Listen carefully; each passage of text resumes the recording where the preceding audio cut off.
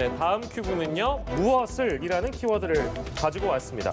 유재수 전 부산시 경제부시장에 대한 감찰 중단 지시 의혹을 받고 있는 조국 전 장관 12시간 동안 검찰 조사를 받았습니다. 그동안 가족 의혹과 관련해서 묵비권, 즉 진술 거부권을 행사해 왔었던 조국 전 장관. 이번에는 저희가 어제 예상한 대로 적극적인 해명에 나섰다고 하는데요. 이 자세한 내용을 저희가 좀 짚어보도록 하겠습니다. 일단 그 이후부터 조국 전 장관은 가족과 관련된 사항에서는 진술 거부권, 이제 이 사안 관련돼서는 아주 적극적인 해명에 나섰다고 하는데 그 배경은 뭐라고 보시는지요? 먼저 진술을 한 이유는 가족 사건과 관련해 가지고는 내가 얘기를 하면은 덜미를 잡힐 수가 있어요.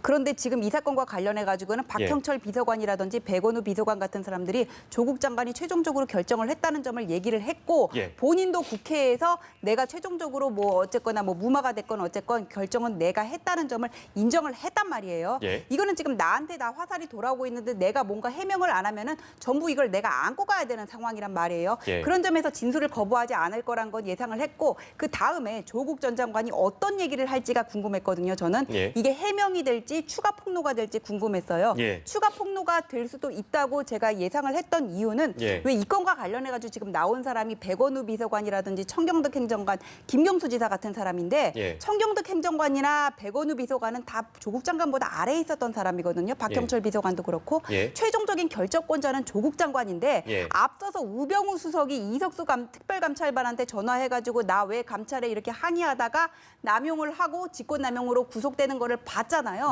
본인이 이렇게 혼자서 판단하기가 최종적으로 그 책임을 내가 지기가 안고 가기 부담스러웠을 것이라서 그 위에 뭔가 윗선이 있어서 이걸 조국 장관한테 지시한 건 없을까 하고 궁금한 부분은 사실 있었거든요. 근데 조국 장관이 검찰에 가서 해명했다는 내용을 보면은 국회에서 얘기했던 것과 별반 차이가 없어요. 감찰에서 별로 나온 게 없어서 얘기를 했다는 거고 오늘 지금 나온 입장 발표문에도 정무적인 최종 책임은 내게 있다. 이런 원론적인 얘기들만 하고 있어요. 그럼 여기서 정리를 할 거는 뭐냐면은 윗선이 있는지 없는지 우리가 확실하게 예단을 하기는 어렵습니다. 다만 이 직권남용과 관련해가지고 위에서 시켰건 아니면 내가 최종적으로 결정을 했건 이 건과 관련해서 조국 장관이 직권남용으로 기소가 되는 거는 어쩔 수가 없어요. 이리 가도 저리 가도 기소가 될 수 없는 상황이냐면은 내가 안고 갈 것은 안고 가고 최선을 다해서 해명할 수 있는 부분은 해명하겠다. 지금 이런 전략으로 보입니다. 그렇군요. 그 진술을 거부하느냐 아니면 적극적으로 뭔가를 설명하고 해명하느냐 그 유불리라는 것은 저희가 진작에 좀 짚어본 적이 있습니다만 이번엔 적극적으로 해명했는데 이거 사실 반대로 보면 해명하다가 아까 이제 가족과 관련된 거는 혹시나 뭔가를 얘기를 하면 덜미가 잡힐 수 있는 부분이 있다. 또 조서에 담길 수 있다. 뭐 이런 부분 아니겠습니까? 근데 적극적으로 해명하다가 그게 또 덜미가 될 수 있는 거 아닐까요? 반대로 생각해 보면. 허금탁 변호사께서는 어떻게 보십니까?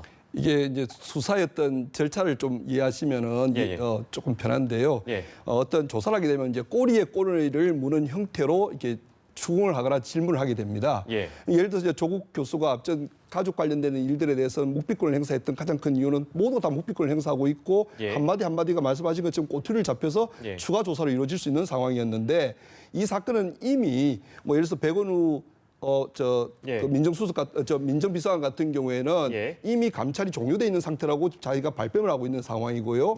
그리고 박형걸 반부패 비서관 같은 경우에는 조국 장관이 당시에 여러 곳으로부터 많은 전화가 온다는 얘기를 하면서 결국 중단시켰다는 얘기가 되어서 이미 팩트가 확정이 되어 있는 상황입니다. 이런 상황에서 본인이 이걸 특별한 진술을 하지 않았을 때 예를 들어서 이렇게 묻겠죠. 백원우나 그다음에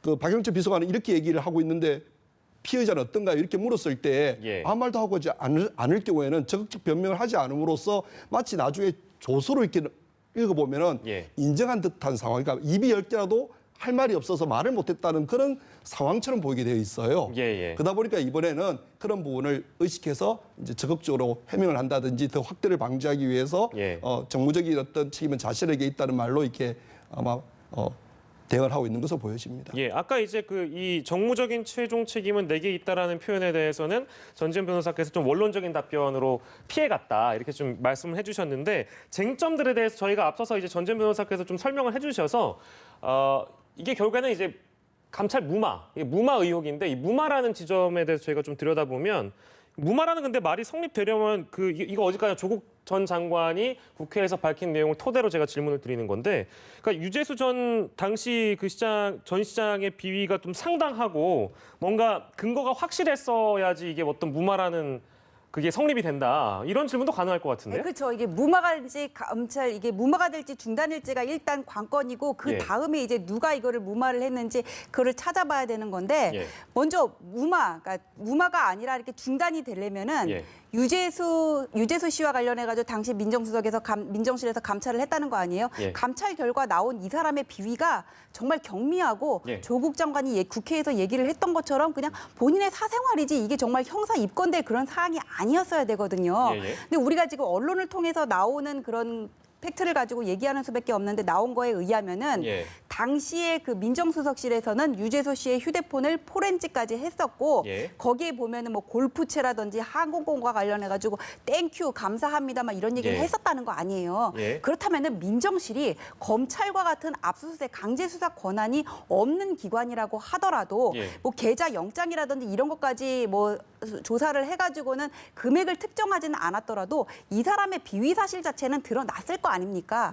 그랬다면은 지금 김기현 시장 사건과 마찬가지로 경찰에 이첩을 해가지고는 수사를 하게 하는 게 맞아요. 근데 그만큼 뭔가 정황이 나왔는데도 이거를 그냥 덮었다면은 그는 중단이 아니라 무마가 되는 거겠죠. 근데 당시 어느 수사 선까지 당시에 감찰을 해도 어느 선까지 나왔는지가 아직 우리가 검찰의 수사가 어디까지 나왔는지를 확실히 모르니까는 단정해서 말할 수는 없지만 언론 보도를 보면은 그건 아닌 것 같다 그런 생각이 드는 거죠.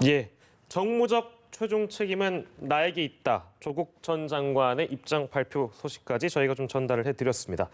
자, 오늘은 세 가지 사건 함께했네요. 지금까지 허금탁 변호사, 전지현 변호사와 함께했습니다. 두 분 고맙습니다.